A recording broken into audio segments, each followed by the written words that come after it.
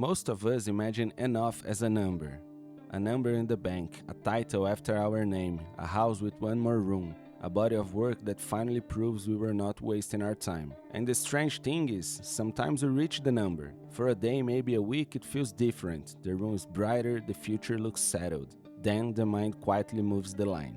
The promotion becomes normal, the new thing becomes ordinary, the praise fades faster than we expected. Somebody else appears who has more, knows more, has gone farther, and without noticing exactly when it happened, enough has become not yet again. We usually call this ambition, or insecurity, or human nature. And of course, wanting more is not automatically a problem. Wanting can build a career, a family, a craft, a civilization. The problem begins when the answer to every success is the same command: again. More money doesn't tell you when money becomes enough. More recognition doesn't tell you when recognition becomes enough. A higher score cannot tell you when you're finally allowed to stop scoring. That decision has to come from somewhere else. But more than 2,000 years ago, one of ancient China's stranger thinkers suggested a more disturbing possibility. What if the problem is not that you have too little?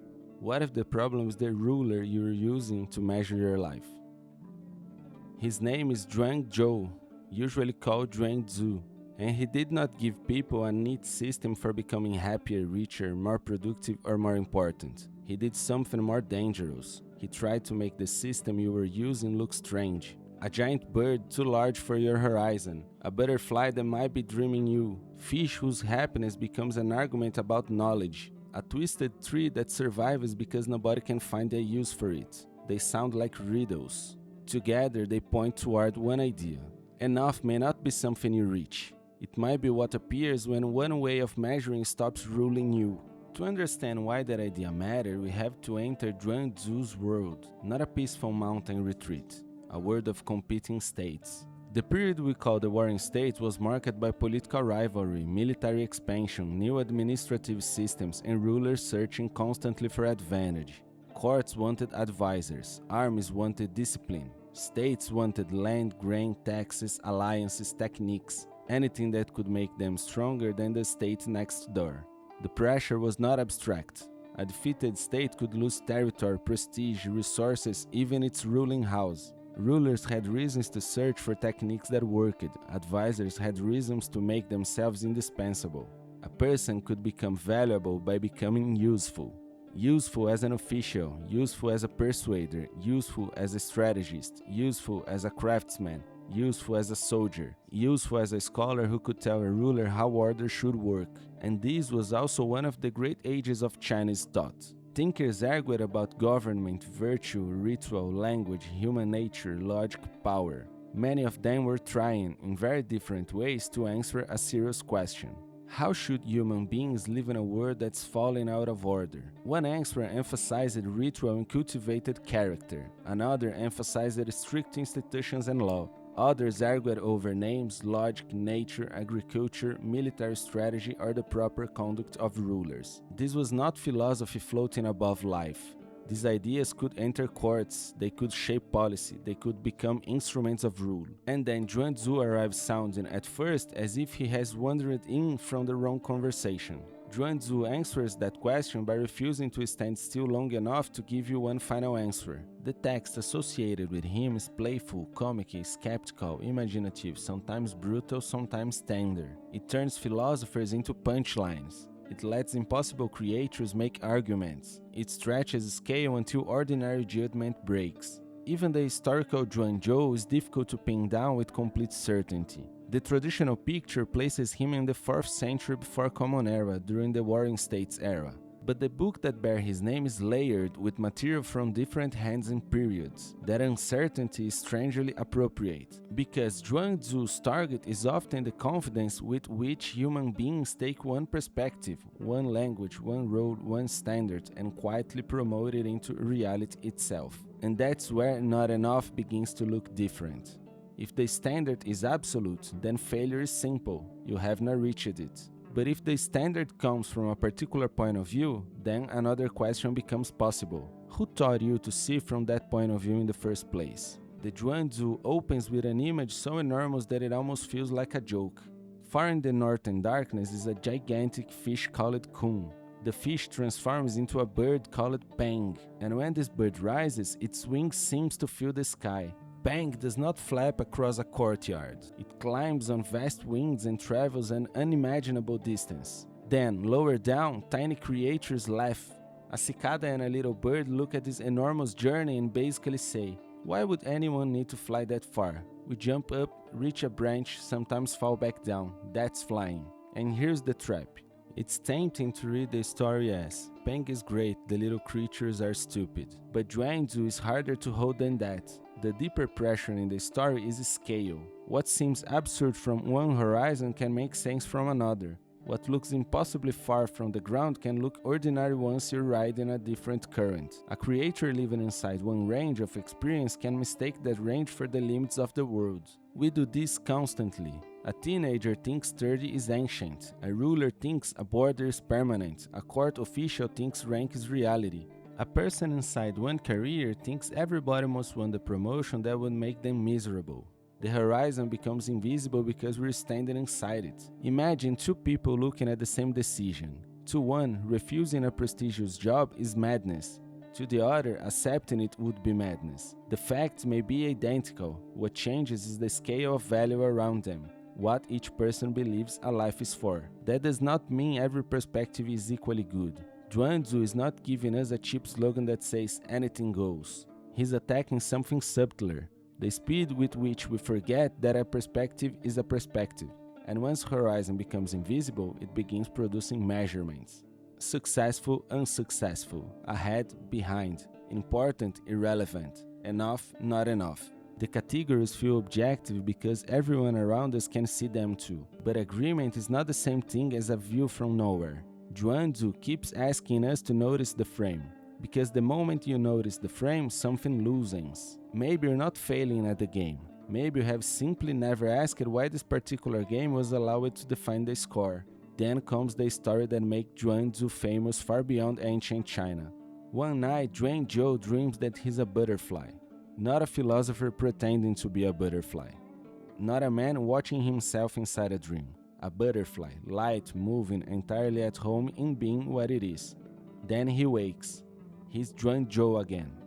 And the story leaves him with a question. Was Zhuangzi dreaming he was a butterfly? Or is the butterfly now dreaming that it is Zhuangzi? People sometimes turn this into a simple claim that reality is an illusion. But the story is more interesting than that. Zhuangzi doesn't say there is no difference between the man and the butterfly. In fact, the passage insists that there is a distinction, and then names the movement between them as transformation. The destabilizing part is not nothing is real. It is, from inside an experience, the experience can feel complete. The butterfly doesn't spend the dream worrying that it has failed to maintain Zhuangzi's personal brand. It doesn't compare its wingspan with the career trajectory of the man asleep somewhere outside the dream. It inhabits the world available to it. Then a transformation happens and another identity becomes obvious. That should make us uncomfortable. We usually treat identity as the stable observer behind change. Jobs change, cities change, relationships change, fashions change. But I'm the one watching all of it. Zhuangzi flips the pressure around. What if the observer changes too? What if the person who once needed a certain future is not exactly the person standing here now? What if loyalty to an old identity can become a way of refusing a real transformation? Because much of what we call myself is held together by continuity. My plans, my reputation, my memories. The kind of person I think I am. The kind of person I'm trying to become. The things I believe a person like me should want. These can be useful. They let other people recognize us. They let us make promises, build projects, and continue a story across time. But Zhuangzi asks what happens when we grip them so tightly that they become a cage. Suppose you have built your identity around being the capable one. Then every mistake threatens more than a result. It threatens you. Suppose you are the successful one. Then rest can begin to feel like decline. Suppose you're the one who's always improving.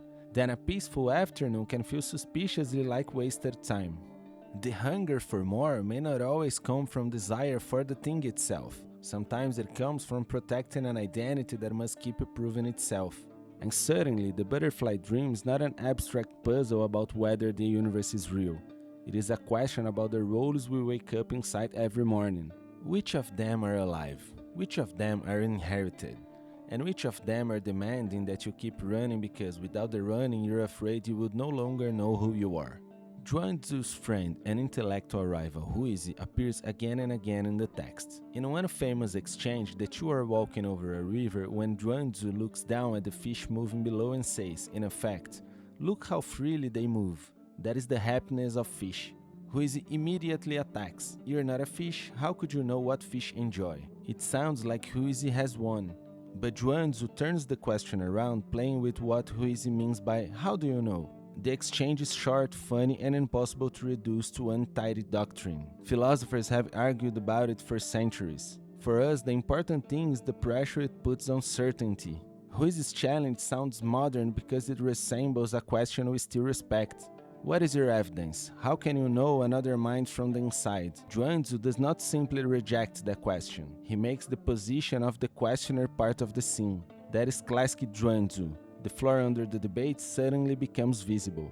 We're very good at declaring what a good life looks like for other people. Parents do it to children, children do it to parents, generations do it to generations, cultures do it to strangers, the ambitious do it to the unambitious, the settled do it to the restless do it to the settled. You should want this, you should be happier with that. If I had your opportunities, I would do more. If you were serious, you would not be satisfied yet. Sometimes those judgments are wise. Sometimes they are cages disguised as advice. Zhuangzi doesn't ask us to stop knowing anything. He asks us to become more aware of where our knowing is standing. That changes the question. Instead of "what should a successful person want?" try "from whose bank of the river does that look like success?" Instead of "why am I not satisfied yet?" try "what picture of satisfaction am I comparing this moment to?" Because the feeling of not enough often arrives before the evidence. It arrives as a perspective, and then it recruits evidence to defend itself. Now Zhuangzi pushes the idea into something sharper. Huizi complains about a giant twisted tree. Its trunk is crooked, its branches are knotted. A carpenter wouldn't want it. The wood is no good for the jobs wood is supposed to do. In other words, Huizi says, the tree is useless. Zhuangzi's answer is almost mischievous. If the tree is so useless, why not plant it in a wide empty space, wander around it, sleep beneath it, enjoy its shade? Nobody will cut it down. Its uselessness is exactly what lets it become something else. This is one of Zhuangzi's most memorable reversals because it exposes a hidden assumption, that a thing's value is the same as the value a system can extract from it. A stray tree becomes lumber. A talented official becomes an instrument of government. A brilliant strategist becomes valuable to a ruler and therefore dangerous to rivals. A person who can do everything becomes the person everyone asks to do everything. Usefulness is not evil. Civilizations need useful skills. Families need people who can be relied on. A craft becomes beautiful partly because someone learned how to do something well. But usefulness is not neutral either. To become extremely useful inside one system is to become increasingly available to that system's demands. And if your sense of worth comes entirely from usefulness, then there is no natural stopping point. You can always answer one more message, take one more responsibility, add one more achievement, make one more improvement. Becomes easier to select, easier to measure, easier to deploy. There's another layer here. The carpenter's judgment is not even wrong. The tree really is bad lumber. The mistake would be turning bad lumber into bad tree.